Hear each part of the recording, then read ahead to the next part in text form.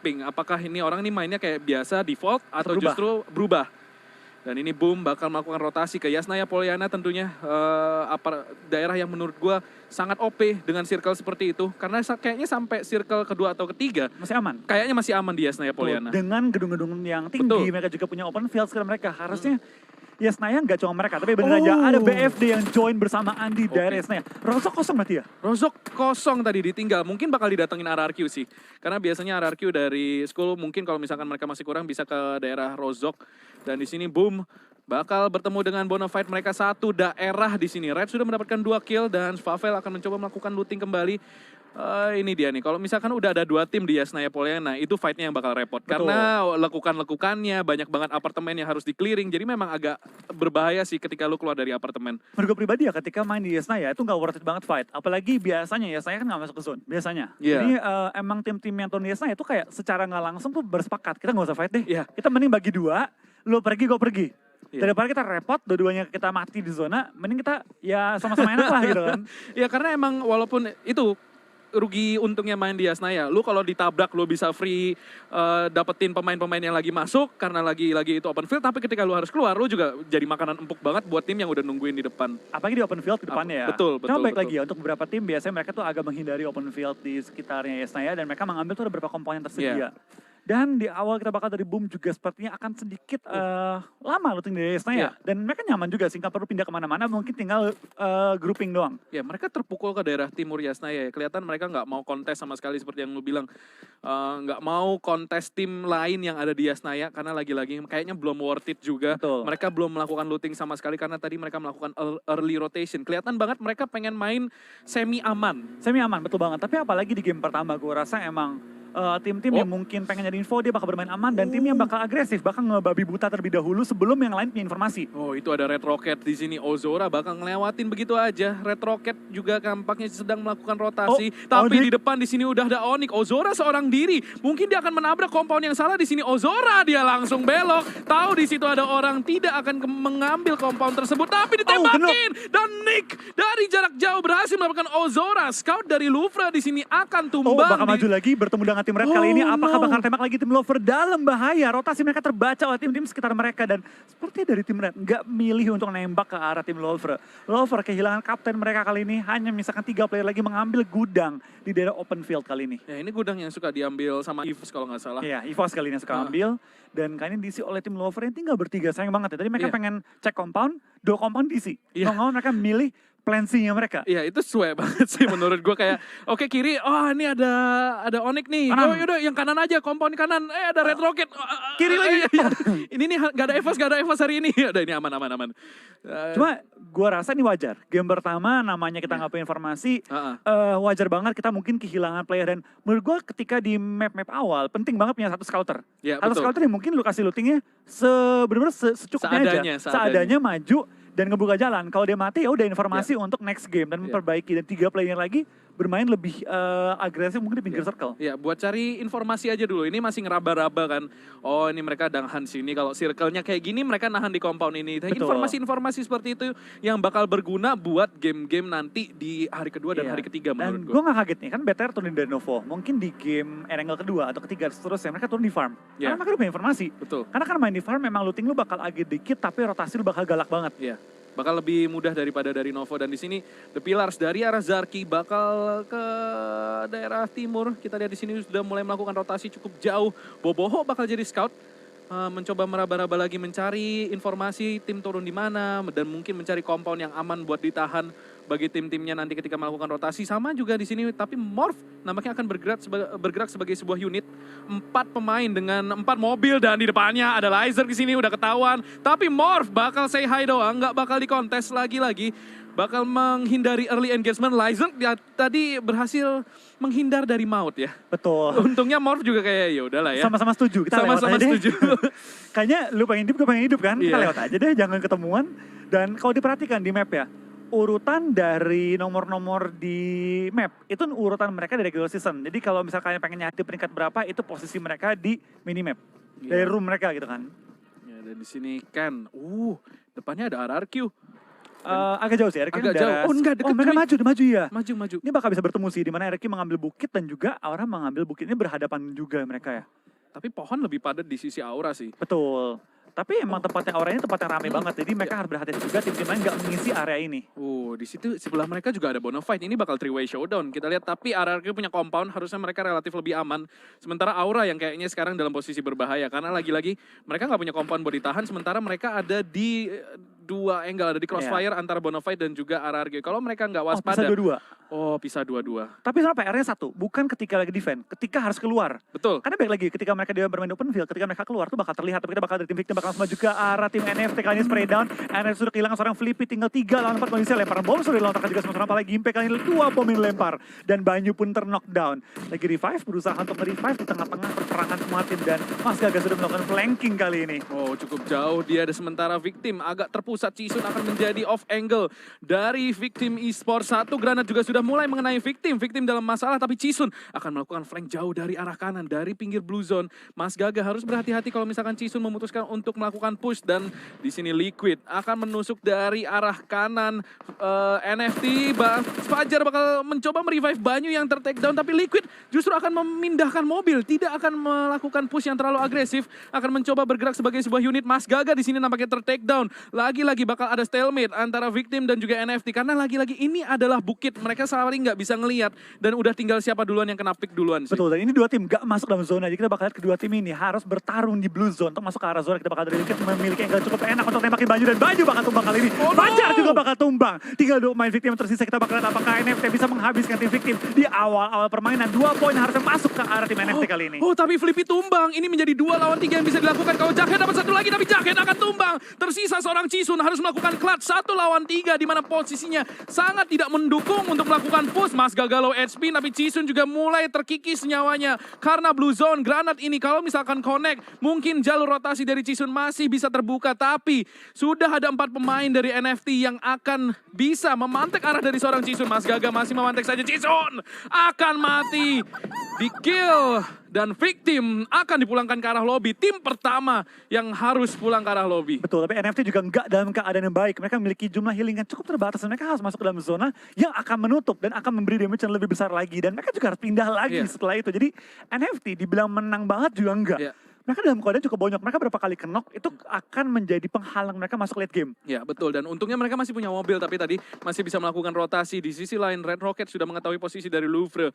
Dranix sendiri akan bermain di daerah compound. Lihat, oh my god, circle-nya akan kebanting. Andaikan ini Yasnaya bakal jadi, menurutku bakal jadi daerah yang paling menarik buat ditahan sih. Betulnya bakal jadi berdarah banget sih, karena jumlah compound yang tersedia dikit banget, jumlah high ground yang bagus, dia ambil semua. Lihat. Kebanyakan tim bakal nabrak Yasnaya. Itu timnya yang bakal masuk ke Yasnaya, kayaknya ada deh 5. Itu numpuk banget di daerah selatan. Betul banget, jadi dia bakal nabrak ke Yasnaya ataupun ke arah pom bensin ini. Karena open field banyak cekungan juga berapa gunung-gunungan dapat diisi. Jadi kita bakal lihat tim-tim yang dari arah luar circle bakal menuju ke arah tengah-tengah circle, dan Kryzen pun sudah kena oleh seorang Boboho kali ini. Kita bakal lihat apakah dari tim BTR juga bakal selamat masuk ke zona, di mana tim-tim lain sudah mengintai pergerakan dari BTR, dan kita bakal balapan liar kali ini jalanan. Gila, ini fast and furious banget, men. 4 lawan 4 semuanya pakai mobil, tapi di sisi lain The Pillars bakal menabrak Dranix. 2 pemain dari Dranix sudah knock, sementara Kental akan mencari off angle untuk masuk ke dalam rumah. Ada 1 pemain lagi, dan Ucup bakal di confirm kill. 15 posisi dari Dranix, dan The Pillars berhasil mendapatkan 4 kill. Awal yang buruk bagi Dranix, harus puas di posisi ke-15, dan RRQ dan juga Red juga nampaknya akan saling bertemu di sini di bibir circle putih. Betul banget, kita bakal dari RRQ memiliki area yang cukup berbeda ya. Open field dan juga compound. Mereka bisa milih antara 2 tempat ini, dan tim Red Rocket mereka harus pindah sih. Mereka berada di low ground yang cukup berbahaya, tapi Onyx sudah mengisi ujung dari Yasnaya. Seperti tebakan kita, Yasnaya bakal jadi penumpukan yang luar biasa, dan seperti dari Boom juga kehilangan Ramones kali ini. Iya, karena lagi-lagi Yasnaya ini tempat yang OP banget kalau ditahan, dan apalagi lu punya compound ya. Karena pemain-pemain seperti ini nih, seperti Boom, mereka dalam posisi terburuk. Lihat, 2 pemain mereka berada di open field. Mereka nggak bisa ngapa-ngapain. Bonafide udah mantek, Morph udah mantek, dan juga tadi ada Onyx mantek, Boom udah hilang 2 player mereka. Udah tamat banget itu posisinya.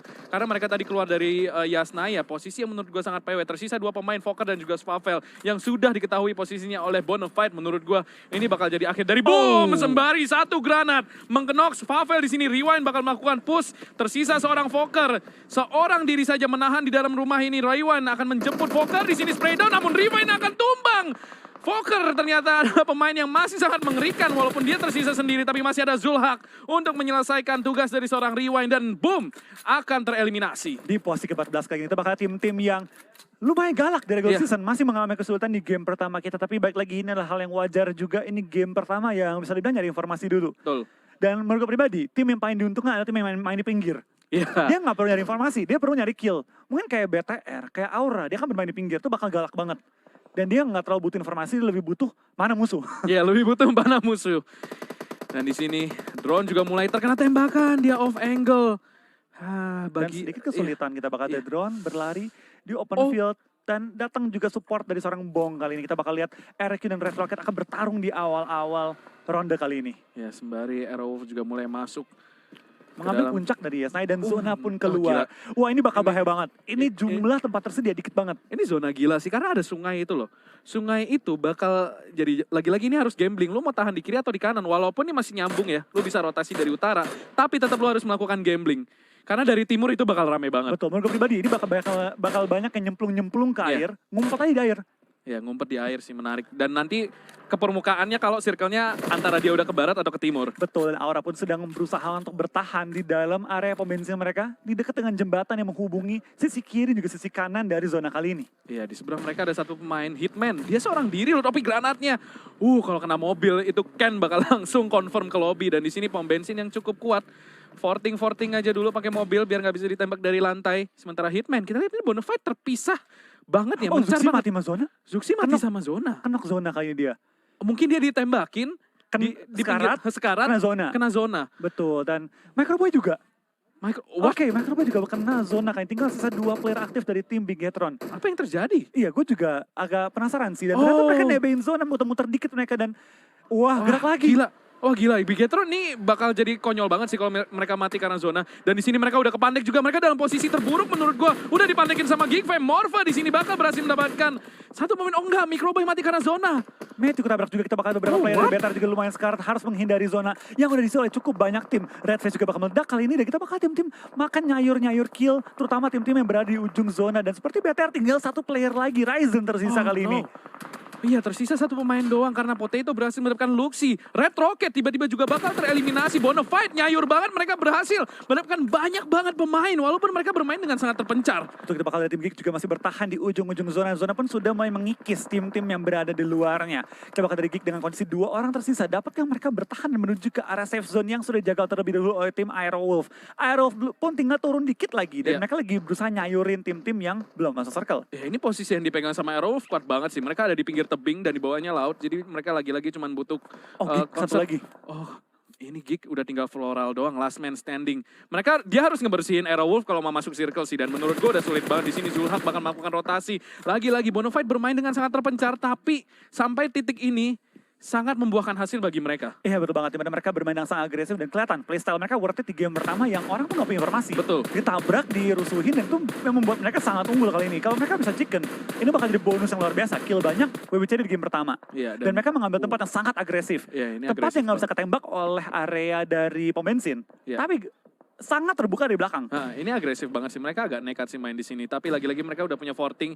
Lihat belakang mereka kebuka banget. Ken di sini udah mulai membuat red zone buatan untuk menebar teror ke arah Bonafide. Tapi Ken juga harus berhati-hati. Dari belakang dia masih bisa kena tembak. Gak dari boleh jarak sampai jauh. Ketahuan. Dan mobil yang digunakan oleh tim Aura ini pintar banget. Mereka langsung set up untuk dapetin vision di atas wall mereka. Gila, biar bisa parkour di sini. Ngecek angle, tapi Bonafide juga terus menebar teror. RRQ dari jarak jauh sudah terlihat. Bonafide sendiri. Di belakang mereka ada Morph, di belakang mereka ada Onyx. Bukan tempat terbaik sih menurut gue. Sembari Geek juga tereliminasi. Iya, betul bang. Kita bakal ada beberapa tim juga masih menuju ke arah zona. Dimana kita lihat tim-tim yang sudah dapat area dalam zona. Tinggal nunggu aja tim-tim lain. Dan banyak banget udah kepukul mundur. Tinggal total ada 37 orang masih live. Ya, ini Aura pengen banget sih dapetin RRQ. Lihat circle-nya ke arah The Pillars. Ke kiri kali ini. Jembatan bakal jadi choke point kali ini. Iya, itu jembatan bakal jadi zona maut sih. Kita lihat Ken di sini langsung melakukan rotasi dengan UAZ-nya. Bakal coba dicemplungin dan bakal langsung berenang ke arah The Pillars. Dan kayaknya The Pillars punya rumah jamur ya, atau sniper nest. Jadi itu posisi bakal PW banget buat mereka nyayur tim-tim yang mau masuk. Oh, tapi NFT juga tim RRQ bakal fight di ujung dari zona kali ini. Bakal jadi fight penentuan juga siapa yang menguasai zona bagian selatan kali ini. Ya, itu siapapun yang menang bakal punya kesempatan emas buat dapetin chicken dinner. Dan Lufre sudah ketangkap sama Bigetron Ryzen, seorang diri last man standing dari Bigetron. Tiba-tiba saja 3 teman-temannya sudah hilang dari map Erangel karena late rotation yang mereka lakukan. Tersisa seorang Slayer. Ryzen masih belum ada informasi sama sekali posisi dari Slayer dan bakal digranat di sini. Ryzen bakal mencoba memfinish. Di steal kill. Bigetron masih belum mendapatkan kill sama sekali. Awal yang bisa dibilang relatif buruk bagi Bigetron. Iya, kita bakal lihat ini juga dari tim-tim yang mengisi di daerah choke point dari jembatan. Ini bakal jadi pertempuran yang luar biasa besar dari tim yang bertanding. Kita bakal lihat dari BFT juga bakal coba untuk nyemplungin mobil ke dalam. Dan depan mereka ada tim TP dan juga ada satu player dari tim Aura yang sudah menjaga terlebih dahulu. Iya, itu kan bakal itu early rotation yang bagus banget sih menurut gua. Karena dia bisa dapetin pemain-pemain yang melakukan crossing. Dan di belakangnya bakal ada Rosisi dan juga Jaden yang turun. Jersey di sini bakal kejepit posisinya di dalam bagi di bawah bawah air. Sementara Rossi bakal memegang choke point. Ini angle yang kuat banget dari Aura. Betul banget, Rossi juga langsung berusaha untuk nge-smoke di balik mereka dan banyak banget player yang sudah mulai tumbang kali ini. Kiri dan kanan player mulai berjatuhan dan dari tim RRQ pun mulai kalah dengan tim NFT. Tapi kita bakal dari BFT juga ketembak oleh tim Aura yang memiliki tempat Hitman ditabrak Jadennya. Tapi justru Jaden masih bertahan hidup. Tapi Hitman akan mencoba mendapatkan angle defend. Tapi Hitman juga akan tumbang. Dan di sini Aura dengan angle yang sangat kuat berhasil mendapatkan 2 pemain. Tersisa 11 tim. Morph dan juga Onyx akan fight di bagian kanan jembatan. Zabrol di sini akan mencoba melakukan revive. Onyx sangat dekat. Nick ada tepat di belakangnya, tapi KP di sini nggak akan bisa di revive. Terus spray dan lagi dapetin satu korban dari tim Onyx dan banyak banget tim yang mulai berjatuhan. Player-player mereka dan seperti Onyx akan pulang di posisi ke-10 kali dan BTR pun pulang di posisi ke-11 kayaknya. 11. Ini rusuh banget sih. Benar-benar berbeda dengan regular season minggu akhirnya. Ini gue bilang, ini kayak minggu pertama regular season. Iya, rusuh banget lagi ya. Rusuh banget, karena lagi-lagi semua harus ngeraba NFT di sini. Tersisa 2 pemain RRQ, nampaknya hanya ada drone. Dan juga 1 pemain lainnya, Nerpeko masih hidup tapi tertek ke low HP. Mereka harus berhati-hati, Boong juga sudah mulai ketek ke half HP. Circle mulai menutup. Dan kita lihat, ini Circle bakal ngebanting ke arah mana. Kalau ke arah utara, itu bakal rusuh banget, fix. Betul, tapi kita bakal ini juga beberapa player mulai tumbang ternyata. Ke open field di daerah Snoper.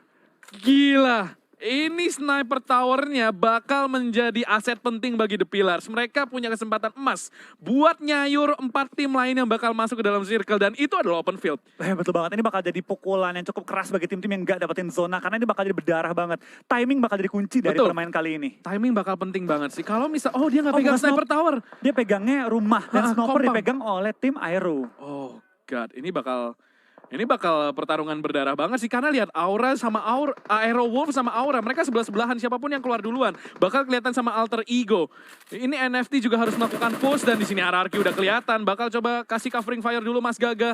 Teman-temannya mulai melakukan rotasi. Liquid akan mencoba scouting dulu dengan mobil. Memasang forting agar bisa mendapatkan angle di dalam circle. Tapi seberang mereka persis ada The Pillars.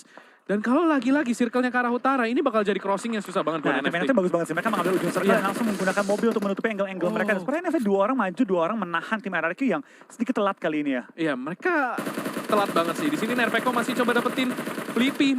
Oh my god, Roses berhasil mendapatkan Zabrol dan Boong juga berhasil mendapatkan Flippy. Ini udah Royal Rumble dan RRQ bakal melakukan rotasi, mengambil mobilnya masuk ke dalam circle. Kita lihat sudah ada 4 tim menunggu. Nerpeko dihujani peluru dari keempat tim dan Boong juga akan tumbang. Nerpeko low HP, Boong bakal dikonfirm dan langsung dikirim ke arah lobby. Nerpeko juga akan disayur oleh alter ego dan akan tereliminasi di posisi ke-8.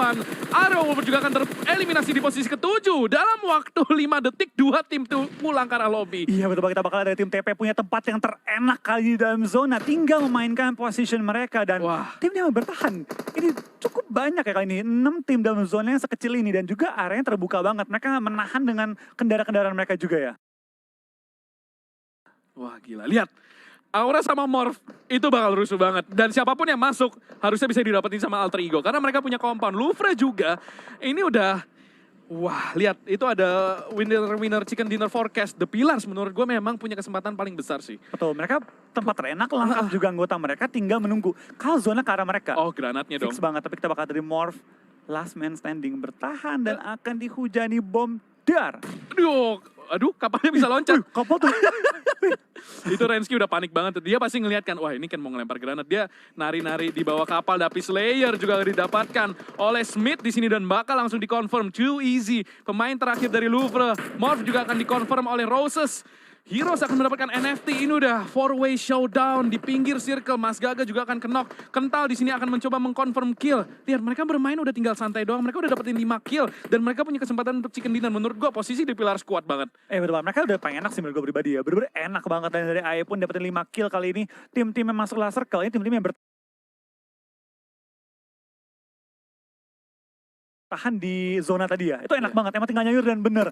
Zona bakal menuju ke arah TP ini harusnya fix chicken TP. Harusnya. Kalau mereka bisa men-take down tim Alter Ego, itu dong ngelawan mereka nih kali ini. Satu-satunya kemungkinan TP nggak chicken dinner adalah ketika mereka di-gank berbarengan. Iya, kalau NFT, misalkan TP. Kalau misalkan 3 tim ini maju bareng, grebek bareng, The Pillars bakal overwhelm banget sih. Karena itu bakal 50-50 semua. Bakal perang di semua sisi dan itu bakal rusuh banget. Tapi kita bakal dari tim Alter Ego. Mereka akan setup smoke terlebih dahulu sebelum mereka akan maju pelan-pelan. 1 smoke, 2 smoke dilempar oleh Hands untuk menutup angle shoot dari tim TP. NFT sepertinya lagi melihat untuk maju juga pelan-pelan dan seperti kita bakal dari tim TP sudah men-take 2 anggota tim NFT. Iya, ini NFT bakal kepotong, jalur rotasinya sulit banget bagi mereka buat masuk. Walaupun mereka sebenarnya ada di bagian yang lebih sepi, tapi The Pillars karena mereka punya compound dan punya angle view yang enak banget, langsung dipulangin ke arah lobby. Alter Ego di sini bakal dengan mobil-mobilnya menabrak compound dari The Pillars dan Aura bakal tereliminasi. Kita lihat di sini mobil mulai berjalan, smoke sudah dilempar untuk menutup vision, tapi bakal ketahuan di sini. Spraying through the smoke dari The Pillars berhasil menumbangkan 2 pemain dari Alter Ego. Ini adalah misi yang sangat sulit bagi Alter Ego untuk masuk ke dalam circle karena compound yang dipegang oleh The Pillars sangat kuat dan lihat satu pemain mulai melakukan rotasi. Alter Ego hanya berharap dari smoke untuk melakukan rotasi dan Hands di sini juga udah ketahuan. Bobs bakal coba spray through the smoke dan Hands bakal ter-take down oleh Kental. Tersisa 2 pemain yang masih aktif dari Alter Ego untuk melakukan mission impossible ini. Kita bakal dari Alter Ego bakal di spray down terus-terusan kalian. Gila. TP enak banget sih, bener-bener enak banget posisi mereka. Tinggal menunggu pergerakan tim-tim lain dan Badru kembali menggunakan healing dia untuk mempertahankan posisi dia. Top 2, kelar udah. Dia tinggal Badru healing keluar. Ini udah kelar sih, ini udah kelar banget dan Alter Ego nampaknya harus puas di posisi kedua ini. Badru cuman buying of time doang sembari The Pillars nampaknya akan berselebrasi mencoba memanen 1 pemain tersisa dari Alter Ego. Badru udahlah. Dia nyari kill. Kill terakhir. Tapi sebenarnya dari tim TP tahu dari mana gitu kan. Iya, TP juga udah nggak bisa maju. Ini Alter Ego Badru kayaknya udah tinggal mati sama zona deh. Dan nggak bakal ngasih poin ke The Pillars kecuali The Pillars nekat banget ya. 10 poin WBCD, 30 poin langsung di-counting oleh tim TP yang masuk ke dalam grand final. Itu pas-pasan, 16. Betul, ya kan? betul. Dan game pertama dibuka dengan sangat-sangat baik. Dan what a nice game dari tim TP. Membuka grand final dengan luar